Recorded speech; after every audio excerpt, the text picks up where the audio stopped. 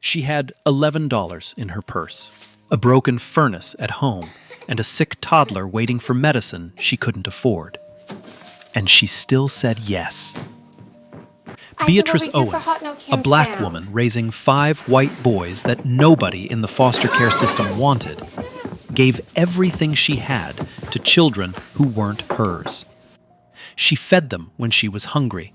She held them when she was breaking. She loved them when the world told her to stop. And the system took them away. Not because she was a bad mother, because she was a poor one. She never saw them again. 20 years of silence. 20 years of empty rooms and unanswered letters. Then, one Saturday morning, her doorbell rang, and the 5 boys she lost were standing on her porch. But they weren't boys anymore, and what they brought with them would change her life forever. Man, stories like this really hit you. Let's get into it. But before the doorbell, before the suits and the tears, before any of that, there was just Beatrice and a house that was never big enough. Memphis, Tennessee, 2003. Beatrice Owens was 42 years old. She lived alone in a 2-bedroom bungalow on a dead-end street in South Memphis. Peeling paint, chain-link fence, a patched roof that leaked when the rain hit sideways. Out back, a vegetable garden she tended every morning before the sun came up. Tomatoes, collard greens, sweet potatoes.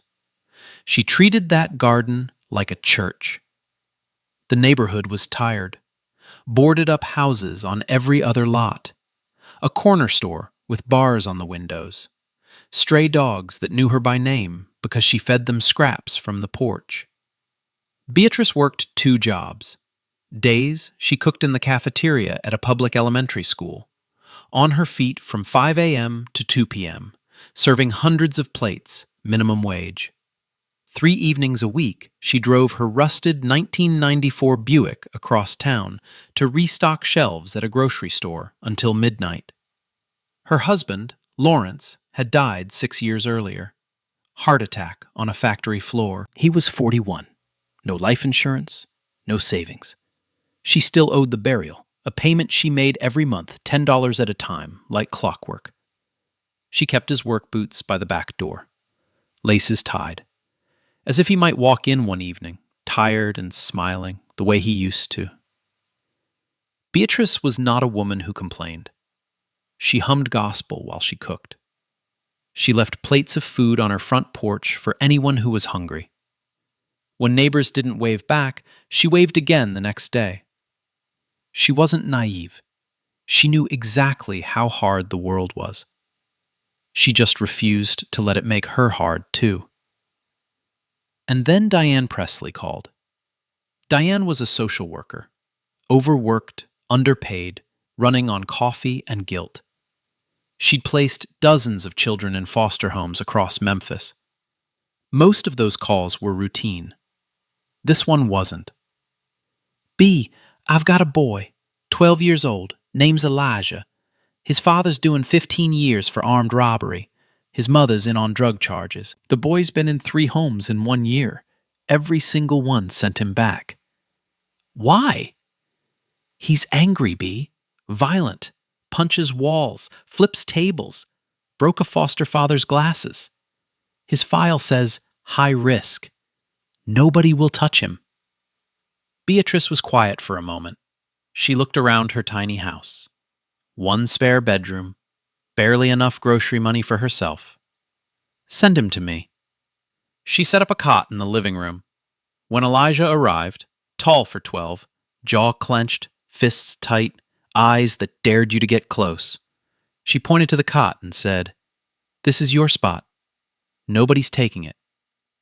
He didn't believe her. Why would he? Every adult in his life had lied. But Beatrice didn't lie. Within months, Diane called again, and again, and again. Each time, a child no one else would take. Each time, a different reason. Colton was 9. He had a stutter so severe that most people couldn't understand him. In his previous home, a foster parent told him to just stop doing that. He stopped talking entirely, went completely silent. The school labeled him selectively mute. Teachers didn't know what to do. Families didn't want to try. Sawyer was 8. Born with fetal alcohol syndrome, his birth mother drank through the entire pregnancy. He was small for his age, learning disabilities across the board. His official file had a word stamped on it that Beatrice read once and had to put down the paper before she said something she couldn't take back. The word was unadoptable. Nolan was 6. Both his parents died in a house fire. He survived because he was sleeping at a neighbor's house that night. He had night terrors, screaming, thrashing, drenched in sweat. He wet the bed every night. 2 foster families returned him in less than a month. Too disruptive, they said. He was 6. And then there was Theo. Theo was 3 years old. Abandoned at a hospital at 10 months. No known family. No birth certificate on file. He was underweight, behind on every milestone, and diagnosed with failure to thrive. He didn't make eye contact. He didn't reach for people. He didn't cry. And that scared the caseworkers more than crying ever would. Each time Diane called, Beatrice did the math. Grocery money, bed space, school supplies, electricity, gas for the Buick. Each time, the math didn't work. Each time, she said yes. Because somewhere between the numbers on paper and the child on the other end of the phone, there was a kid who needed somebody. And Beatrice Owens could not be the person who said no. 5 boys, 5 reasons nobody wanted them. 1 woman in a 2-bedroom house with a leaking roof and $11 between paychecks.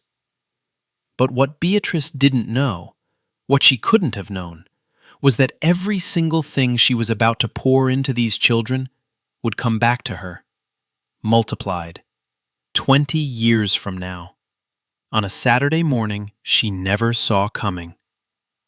But that was later. Right now, she had 5 boys to feed, and the furnace was broken. Now here's where things start to fall apart, because Beatrice could handle the hunger. She could handle the exhaustion. What she couldn't handle was somebody telling her that loving these boys wasn't enough. The first winter with all 5 was brutal. Temperatures in Memphis dropped below 15 degrees for a week straight, and that's when the furnace died. Not sputtered, not slowed down, died. Cold air pushing through the vents like the house was breathing ice. Beatrice couldn't afford a repair. She didn't even call for a quote because she already knew the answer. So she did what she always did. She figured it out. She layered every blanket in the house on the boys' beds. She dragged a space heater into the hallway between the 2 bedrooms and let it run all night. And she slept on the living room floor in her winter coat, next to Elijah's cot, close enough to hear if anyone cried. That week, Theo got sick, a deep, barking cough that rattled his tiny chest. Beatrice drove him to the free clinic in the Buick at 6 in the morning, engine groaning, heat barely working. The doctor said he needed a nebulizer and medication. The cost, even discounted, was more than she had. She paid with the money she'd set aside for the electric bill. She didn't hesitate. She didn't think about it. A child was sick. That was the only math that mattered. When she got home, there was a yellow disconnection notice taped to her front door. And that should have been the worst of it. But it wasn't. Because the system was watching. It started in early 2004 with a routine county case review. Beatrice's file got flagged. 5 foster children in a 2-bedroom house. Single income below the poverty line. No second caregiver. Standard red flags on paper. So the county sent someone to look. Her name was Sandra Voss, case reviewer, efficient, professional, not cruel, but operating strictly by the book. She arrived on a Tuesday morning with a clipboard and a checklist, and she walked through every room in Beatrice's house like she was grading an exam. She noted the 2 bedrooms for 6 people. Elijah is sleeping on a cot in the living room. Colton and Sawyer sharing a twin bed. Nolan and Theo in the other bedroom with Beatrice. She noted the leaking faucet in the kitchen, the space heater in the hallway, a fire code violation. She asked about income. Beatrice showed her the pay stubs from both jobs. Combined, it wasn't enough by the county's formula. She asked about support systems.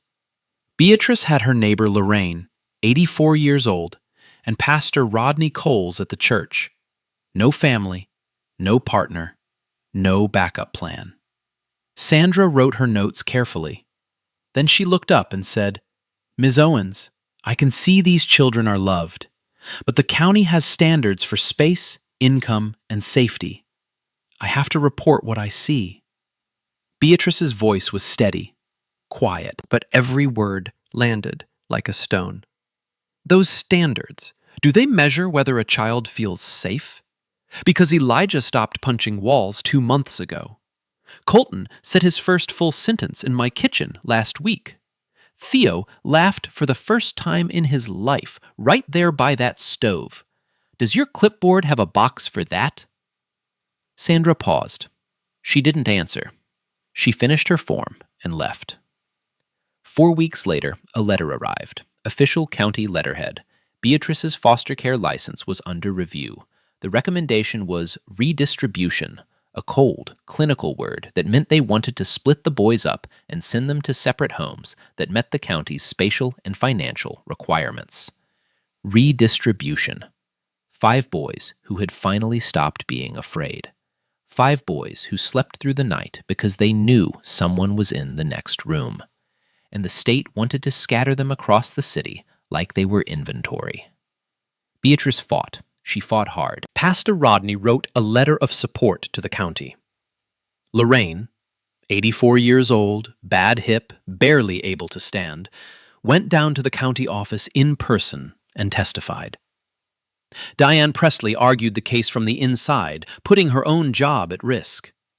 Beatrice borrowed money she didn't have for a lawyer she couldn't afford. None of it was enough. The county's criteria were numerical: square footage per child, income to dependent ratio, fire safety compliance.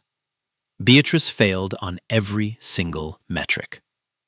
And the fact that 5 deeply traumatized boys were thriving for the first time in their lives, that didn't fit on the form. There was no column for love.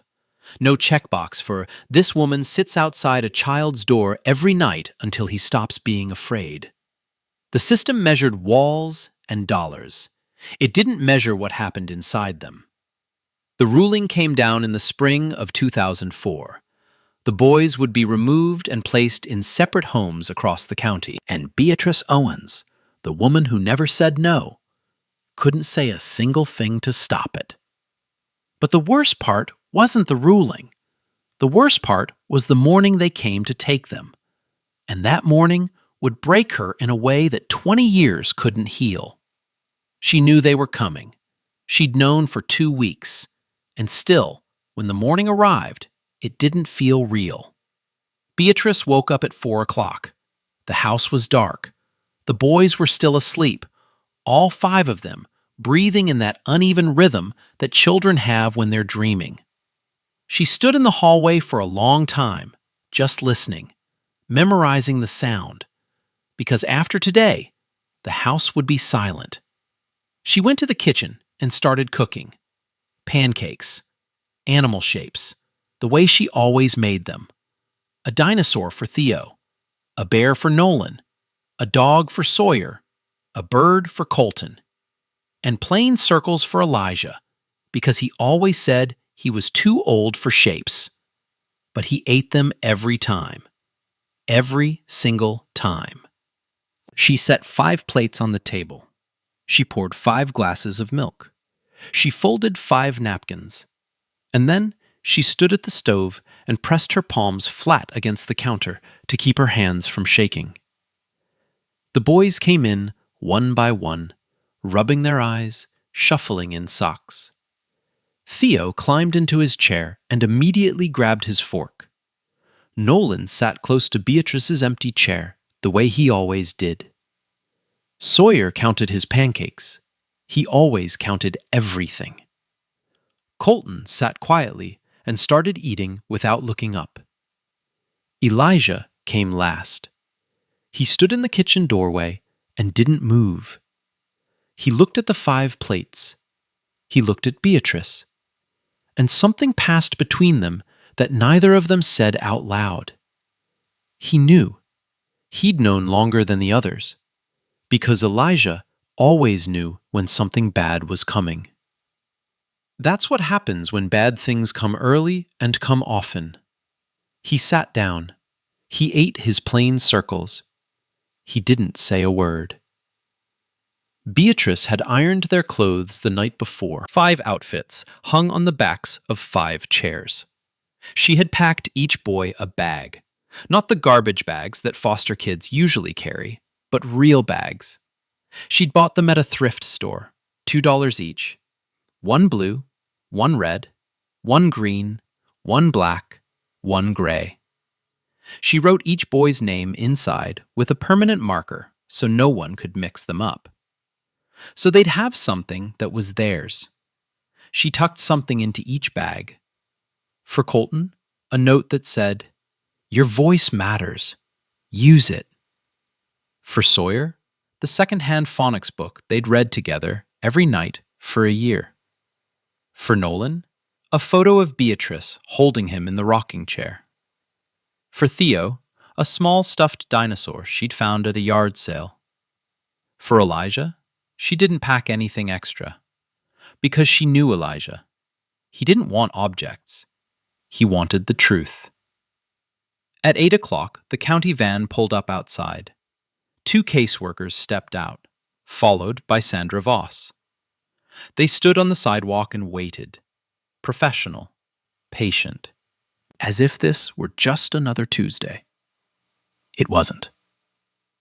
Beatrice brought the boys to the porch. She knelt down in front of each one. 5 goodbyes, 5 forevers, compressed into seconds. She held Sawyer first.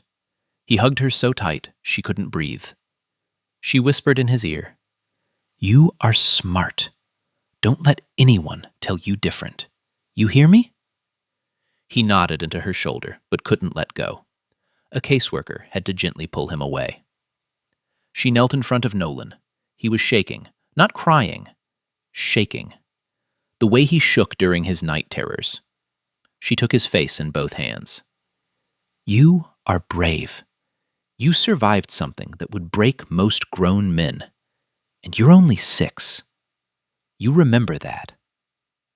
Colton was crying, silently, the way he did everything, tears running down his face without a sound.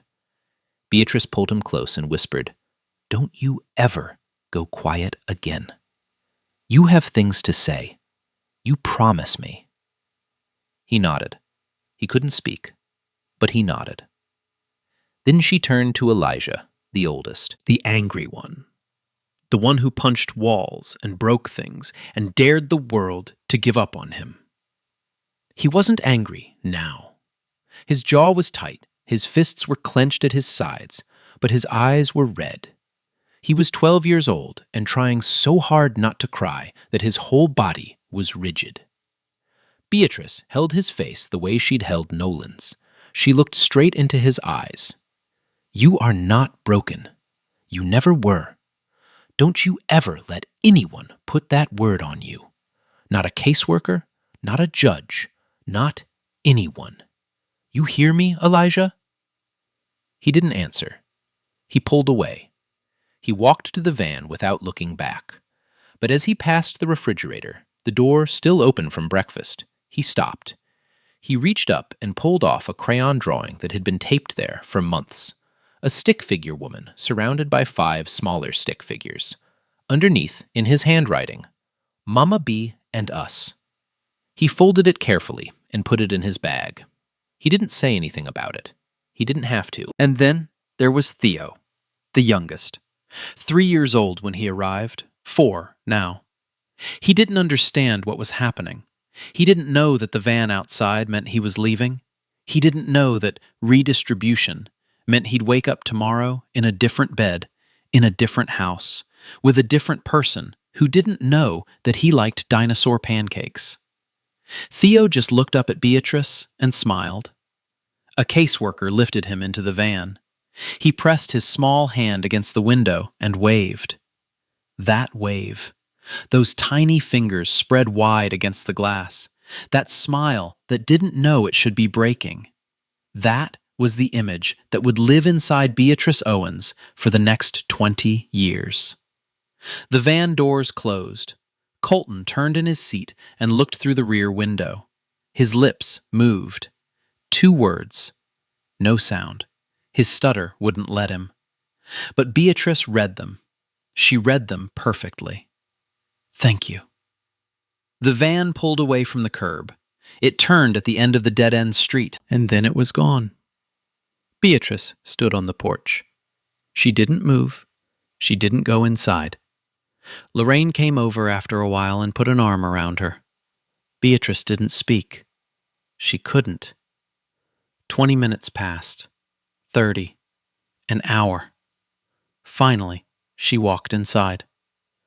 The kitchen table still had 5 plates, 5 forks, 5 napkins, crumbs from pancakes shaped like animals, and by the front door, 5 pairs of small shoes, lined up the way she'd taught them, heels against the wall, laces tucked in. Theo's were the smallest. One sole was coming loose. Beatrice picked up Theo's shoes. She held them to her chest, and for the first time since Lawrence died, she let herself fall apart completely. She sank to the floor, her back against the door, holding those tiny shoes, and she cried until there was nothing left. She didn't move the shoes. Not that day, not that week, not that year, not ever. Nah, hold on. Stop. I need a second.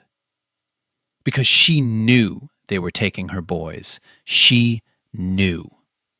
And she still woke up at 4 in the morning to make them pancakes.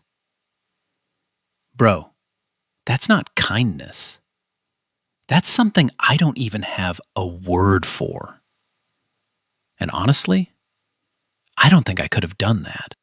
The house didn't feel like a house anymore. It felt like a held breath that nobody let go. Beatrice went back to work the next morning. She had to. The Bills didn't care that her heart was in pieces. She showed up at the school cafeteria at 5 a.m., tied her apron, and served breakfast to other people's children with the same steady hands that had made dinosaur pancakes the day before. Nobody at work knew what happened. She didn't tell them. When a coworker asked why she looked tired, she said she hadn't slept well. That was true. She hadn't slept at all. She'd spent the night sitting in the hallway between the 2 bedrooms, listening to silence where there used to be breathing. She kept the house exactly the way it was. 5 pairs of shoes by the front door, crayon marks on the kitchen wall where Theo had drawn a circle he called a sun, a dent in the drywall from the time Elijah punched it during his first week. She never patched it. She left it because it was proof. Proof that he was here. Proof that he was real. Every month, she sat at the kitchen table and wrote letters. One for Elijah, one for Colton, one for Sawyer, one for Nolan, one for Theo. She didn't know their new addresses. She didn't know if they were together or separated. She didn't know if they were safe. But she wrote the letters anyway. Every single one started the same way. Dear Name, I'm still here. I'm not going anywhere. The same words she used to say outside Elijah's bedroom door. She folded each letter neatly, put it in an envelope, wrote the boy's name on the front, and placed it in a shoebox under her bed. Month after month, year after year, the box filled up. She got a second box, then a third. By the end of 20 years, there were over 1,200 letters in those boxes, unsent, unread, written with the same care as if she were placing them directly into their hands. And every year, every single year, on the anniversary of the day they were taken, Beatrice woke up at 4 a.m. and made pancakes. 5 plates, animal shapes, a dinosaur, a bear, a dog, a bird, plain circles. She set them on the table with 5 glasses of milk and 5 folded napkins. She sat down in her chair. She ate 1 plate. The other 4 she wrapped up and left on the front porch. Lorraine saw her do this the first year and didn't say a word. The second year, she brought over coffee and sat with her. By the 5th year, she stopped asking why. She just showed up. People in the neighborhood noticed Beatrice was different after the boys left. Quieter. Not broken. Never broken. But dimmer. Like someone had turned a light down low. She still hummed gospel. She still left food on the porch. She still waved at neighbors who didn't wave back. But there was a weight behind her eyes that wasn't there before. A woman from church once suggested she tell her story to a local news station. People should know what you did, Bea, what the system did to you. You could fight this. Beatrice shook her head. Didn't even think about it. I didn't raise those boys for a news story. I raised them because they needed raising. And I'm not putting their names on television so strangers can feel sorry for us. That was the end of that conversation. She didn't want pity. She didn't want attention. She didn't want recognition. She just wanted to know if her boys were okay. And nobody could give her that. So she kept writing letters no one would read. She kept making pancakes no one would eat. She kept those 5 pairs of shoes lined up by the door, like a prayer she refused to stop saying. And 20 years passed. But what Beatrice didn't know, what she had no way of knowing, was that she wasn't the only one who remembered. 5 boys, scattered across 5 different cities, were carrying pieces of her with them. And one of them had already started looking. Because here's what Beatrice never found out, not for 20 years. The system that promised those boys something better gave them something worse. The 5 boys were separated the same week they left her porch, sent to different counties, different homes, different lives. The system that said Beatrice's house was too small put Elijah in a group home with 30 kids and 4 staff members who rotated every 6 months. No one sat outside his door. No one told him he wasn't broken. He started punching walls again. Colton went to a family that didn't learn his name for a week. They called him the Quiet One. He didn't speak for 2 years. Sawyer was placed in a special needs facility. Fluorescent lights, plastic chairs, worksheets instead of conversations. Nobody sat with him at night to read a phonics book. His file still said unadoptable. Nobody crossed it out. Nolan bounced between 3 homes in 2 years. Each one gave up when the night terrors started. Too loud, too much, too broken. He was 8 years old and had already learned that nowhere was permanent. Theo was the only one who got something close to stability. A family in another state adopted him. They were kind. They gave him a room, a bed, a name on a Christmas stocking. But one night, when he was 5, he said a word his adoptive parents had never heard before. Mama Bea. They asked him who that was. He couldn't explain. He just knew the name meant safe.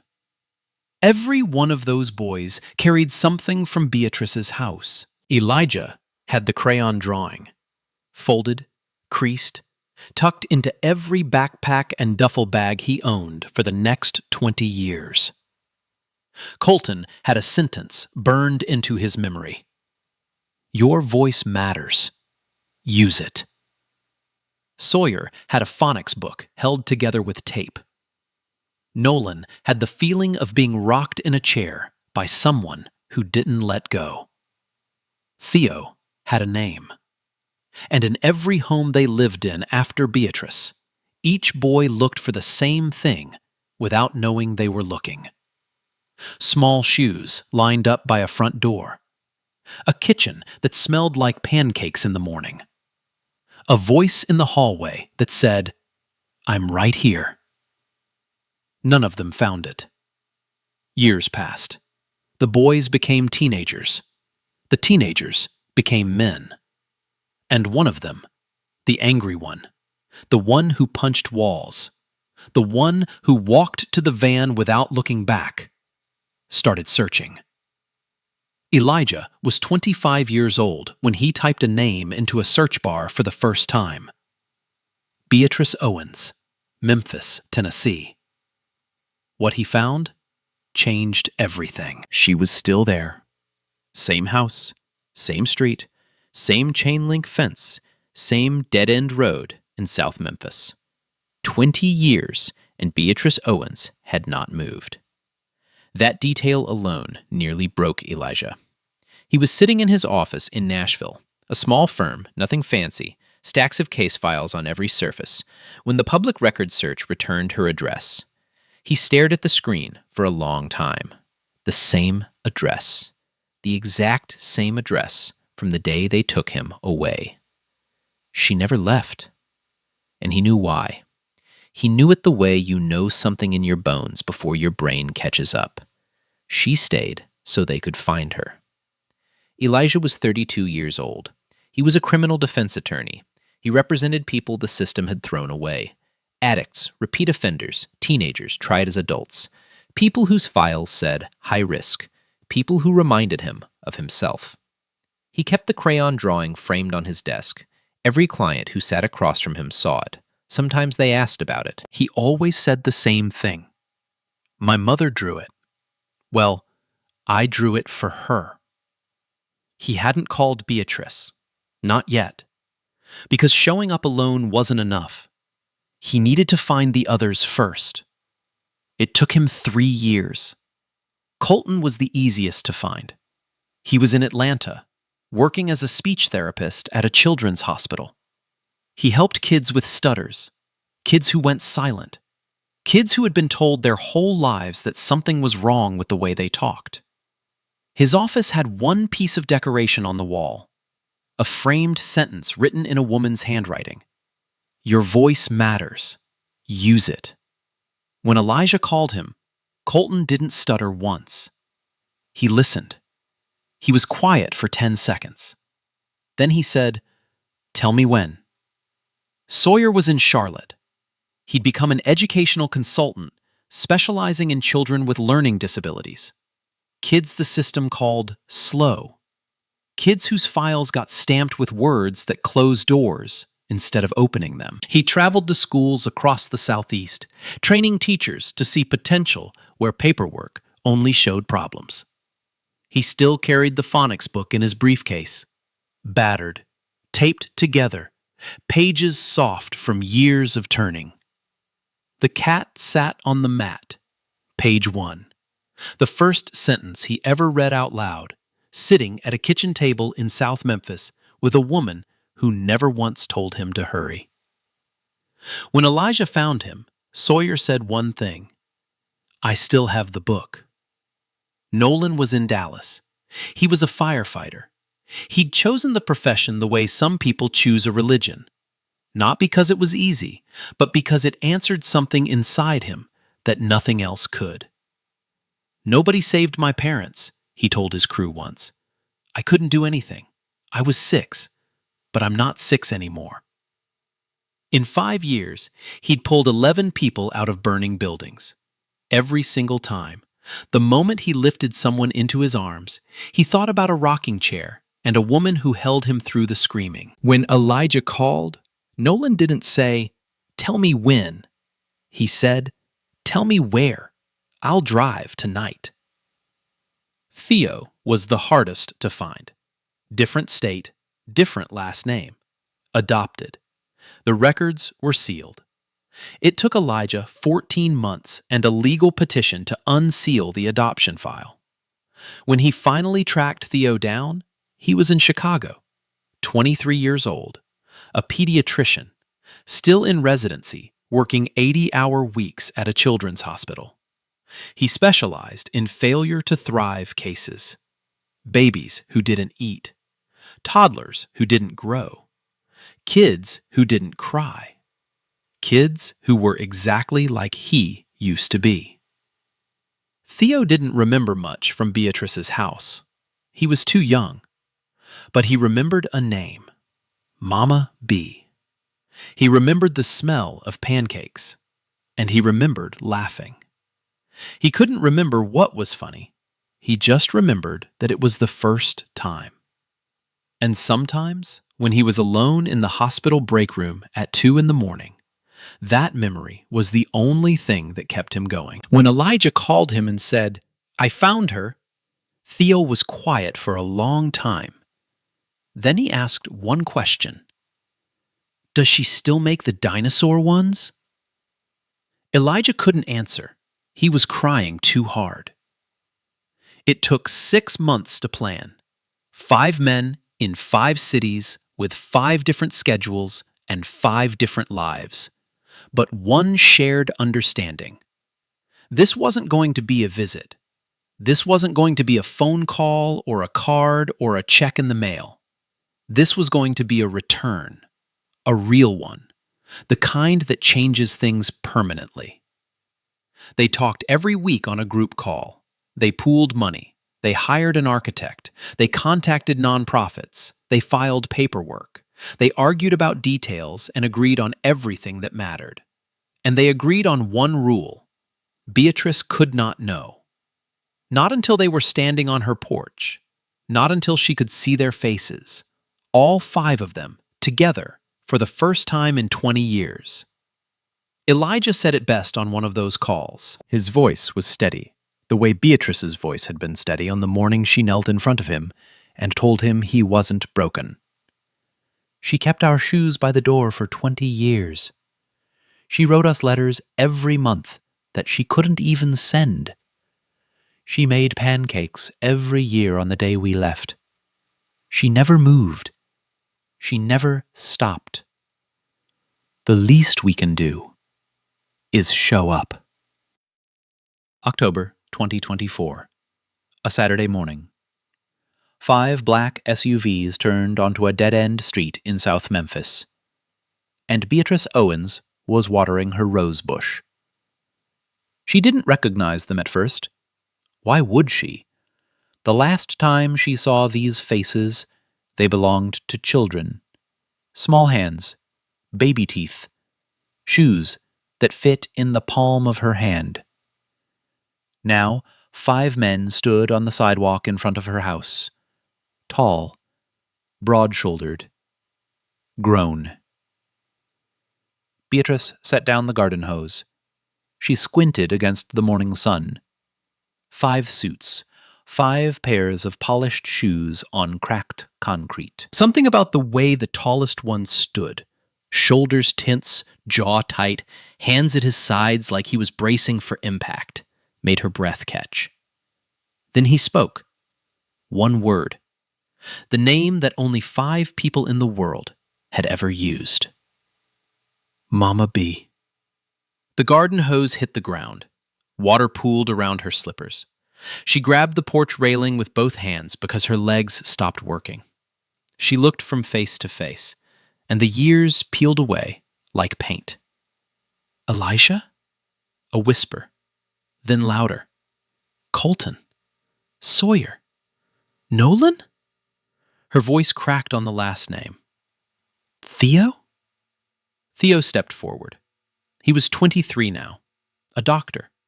But right now, he was 4 years old again, standing in a kitchen that smelled like pancakes. He was holding something, a piece of paper, faded and taped at the corners. A crayon drawing of a stick figure woman surrounded by 5 smaller stick figures. Underneath, in a child's handwriting, Mama B and us. Beatrice's knees gave out. All 5 men caught her. 10 hands. The same hands she used to wash and bandage and hold kept her from hitting the ground. She grabbed their arms, their shoulders, their faces. She touched each one like she was checking if they were real. She said their names over and over. Elijah, Colton, Sawyer, Nolan, Theo. Like a prayer she'd been holding in her mouth for 20 years and could finally say out loud. Then she asked the only question that mattered. Are you okay? Are all of you okay? Elijah smiled, and one by one, they told her. Elijah went first. I'm a lawyer, Mama B. Criminal defense. I represent people the system gave up on. He paused. You used to sit outside my door every night and say you weren't going anywhere. I do the same thing now. I sit with my clients and I tell them the exact same words. Because you were right. That's all anyone needs to hear. Colton stepped forward. He spoke clearly, slowly, no stutter. I'm a speech therapist.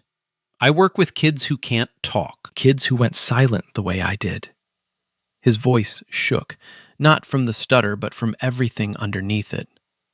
You never told me to hurry. You just hummed with me until the words came. I do that with every kid I treat. I hum with them first, just like you.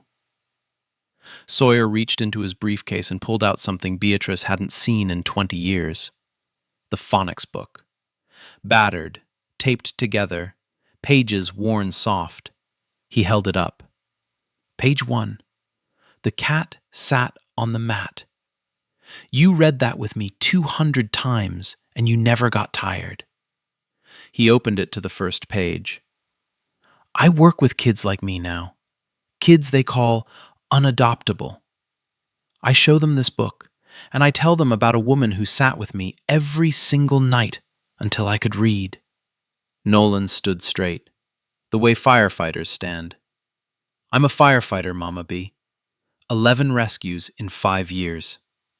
His voice dropped. I couldn't save my parents. I was 6.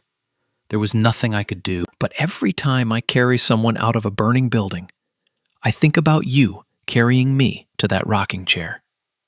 You taught me what saving someone looks like, not with a hose or a ladder, with your arms. And then Theo, the youngest, the one who didn't cry, the one who waved through a van window with a smile that didn't know it should be breaking. I'm a pediatrician, he said. I work with kids who don't grow, kids who don't eat, kids who don't cry. He smiled, the same smile, 20 years later. You made me dinosaur pancakes, and I laughed for the first time in my life. I didn't even know what laughing was before you. That's why I do this, because every kid deserves someone who makes them laugh. Beatrice couldn't speak. She looked at these 5 men, built from her pancakes and her patience and her prayers, and she understood something she'd been afraid to believe for 20 years. It wasn't wasted. None of it. Not the sleepless nights, not the empty bank account, not the letters she couldn't send, not the shoes she wouldn't move. Every single thing she gave them, they carried it. They built lives out of it. They became the proof. But they weren't done. Elijah handed her an envelope. Inside, the deed to her house, paid off every dollar. The mortgage she'd been chipping away at for 30 years, gone. Beatrice shook her head. Boys, I don't need. Elijah stopped her. His voice was gentle but firm, the voice of a man who had argued in courtrooms and won. Mama B, you have spent your entire life giving things away and refusing things back. You returned every kindness anyone ever tried to hand you. Not this time. He looked at his brothers. "We're not asking. This is done." Beatrice held the envelope. She didn't open it. She pressed it against her chest, the way she once pressed Theo's tiny shoes. But the deed was only the beginning, because Elijah nodded to Nolan, and Nolan walked to the back of the SUV and pulled out a rolled-up tube of paper. Architectural blueprints. And that's when everything changed. Nolan unrolled the blueprints on the porch steps. The paper spread wide across the concrete, clean lines, measurements, room labels. Beatrice looked down at it and didn't understand what she was seeing. Not at first. Elijah knelt beside her. "This is the Owens house, Mama B. We built it for you. Well, we built it because of you." The Owens house. A family-style foster care home, 3 blocks from Beatrice's bungalow, in the same neighborhood where she'd raised them. Not a group home, not a facility, a house. Designed around everything Beatrice had taught them without ever knowing she was teaching. Small scale, a maximum of 8 children, never more, because Beatrice showed them that children don't need buildings. They need someone who knows their name. Consistent caregivers who commit for years, not months. No rotating staff. No strangers every 6 weeks. Because Beatrice never rotated. She was there every morning and every night. She was the constant. Home-cooked meals in a real kitchen. Not a cafeteria line. Not a microwave and a tray. A table with chairs and plates and napkins. Because Beatrice taught them that sitting down together is how a family is built. Each child gets their own space, a bed, a shelf, a hook for their coat. Because Beatrice packed each of them a bag with their name written inside. She taught them that having something that's yours matters. A reading room, Sawyer's idea. A music corner, Colton's. A garden out back, because Beatrice always had one. A workshop where kids could build things with their hands. Nolan pushed for that. And a small medical corner, Theo's contribution, for checkups, screenings, and making sure no child slips through the cracks the way he almost did. And by the front door, a shoe rack. 5 pairs minimum, always. The total cost was $1.8 million. All 5 brothers had pooled their savings. Elijah connected them with nonprofits through his legal work. Nolan's fire station ran a fundraiser. Colton's hospital matched donations. Sawyer secured a federal grant for foster care innovation. Theo donated his entire signing bonus from the hospital. They asked Beatrice to be the founding house mother. Salaried. Benefits. A pension. A title. A voice in every decision. "Nobody knows what these kids need better than you," Elijah said. "You wrote the playbook. We just followed it." Beatrice stared at the blueprints for a long time. She traced the rooms with her finger. The kitchen, the reading room, the shoe rack. She didn't say anything for so long that Colton thought she was going to say no.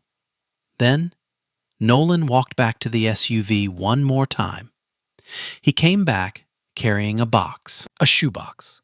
Not Beatrice's shoebox, but the same kind, same size, same shape. He set it on the porch beside her. "Open it," Theo said. She lifted the lid. Inside, letters. Hundreds of them. Handwritten. Folded neatly. Envelopes with names on the front.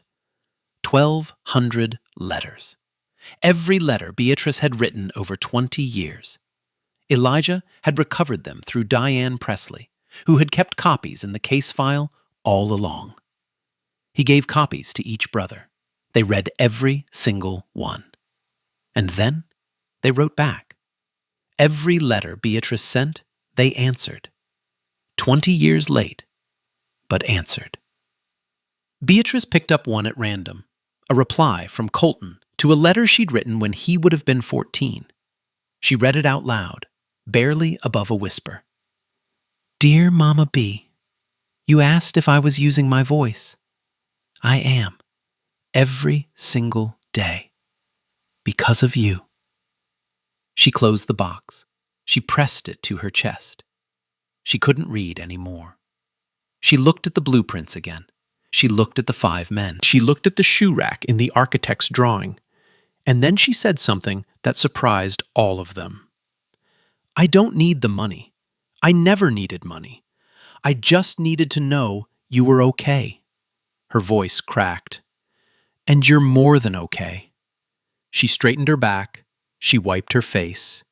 And the woman who never said no said it one more time.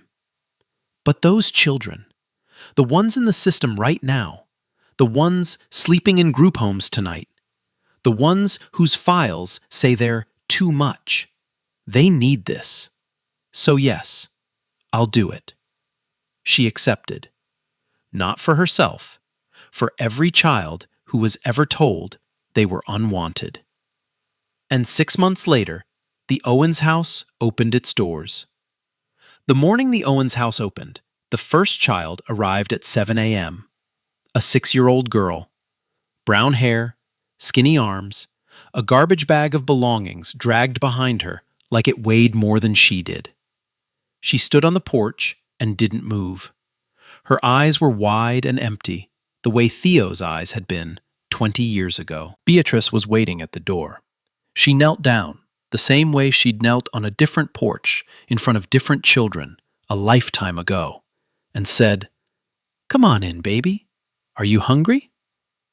She made pancakes, dinosaur shape. The girl ate 3. Within a year, the Owens house was full, 8 children. Each one arrived the same way, scared, angry, silent, or some combination of all 3. And Beatrice handled each one the same way she always had. She didn't rush them. She didn't fix them. She just stayed. A 10-year-old boy showed up with fists like Elijah's, tight, ready, waiting for a reason. His first night, he locked himself in his room and wouldn't come out. Beatrice pulled a chair into the hallway, sat down, and said the words she'd said 1,000 times before. I'm right here. I'm not going anywhere. He opened the door on the 3rd night. Sandra Voss visited the Owens house that first year. She walked through the rooms slowly. She saw the kitchen, the reading corner, the garden out back. She saw the shoe rack by the front door, 8 pairs, different sizes, lined up neat. She stood in front of it for a long time. Then she turned to Beatrice and said, quietly, I wish I had seen this model back then. I'm sorry, Miss Owens. Beatrice looked at her. 20 years between them.